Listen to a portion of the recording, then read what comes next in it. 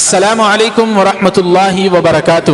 محترم ناظرین، استقبال ہے آپ کا ہمارے یوٹیوب چینل الہند اسلامک ٹیوب پر۔ ناظرین اکرام، یہ ویڈیو ہمارے تمام سیکولر ہندو بھائی، مسلمان، جین اور سکھ، عیسائی، Dalit, S T, O B C, minority, تمام سیکولر ذہن رکھنے والے بھائیوں کے لیے بہت ہی دردناک اور غمگین کر دینے والی خبر ہے اور ویڈیو ہے۔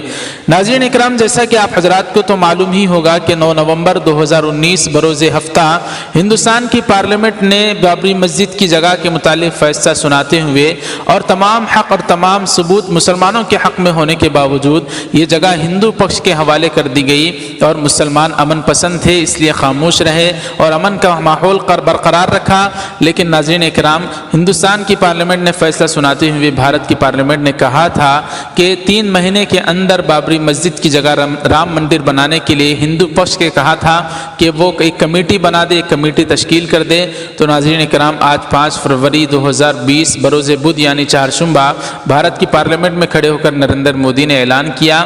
ناظرین اکرام، آج پارلیمنٹ میں نریندر مودی نے اجودھیا مندر کی تعمیر کے لیے رام جنم بھومی تیرتھ کھیتر کمیٹی کا اعلان کیا، یعنی یہ کمیٹی بنا دی گئی۔ اسے تاریخی لمحہ قرار دیتے ہوئے سیکولر ملک کی پارلیمنٹ میں جے شری رام کے نعروں سے گونج اٹھا۔ تو ناظرین اکرام، اس طور پر جو کمیٹی تشکیل دینے کا پارلیمنٹ نے سپریم کورٹ نے حکم دیا تھا، آج پارلیمنٹ میں نریندر مودی نے اس کمیٹی کو بنا کر اعلان کر دیا۔ تو ناظرین اکرام، تمام ثبوت اور تمام شواہد مسلمانوں کے حق میں تھے، لیکن مسلمانوں کی اس مسجد کو ہمارے ہندو بھائیوں کے حق میں دے دیا سپریم کورٹ نے۔ تو ہندوستان کا مسلمان سیکولر اور امن پسند تھا، اس لیے خاموشی کا اظہار کیا۔ اس طور پر بابری مسجد کی خبر آپ تک میں پہنچا رہا ہوں۔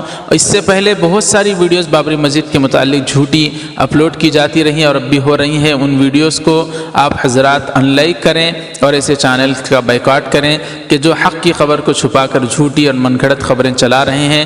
ناظرین اکرام، آپ سے گزارش ہے کہ اس ویڈیو کو زیادہ سے زیادہ لائک کر کے خوب شیئر کریں۔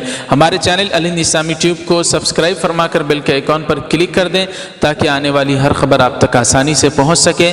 السلام علیکم ورحمۃ اللہ وبرکاتہ۔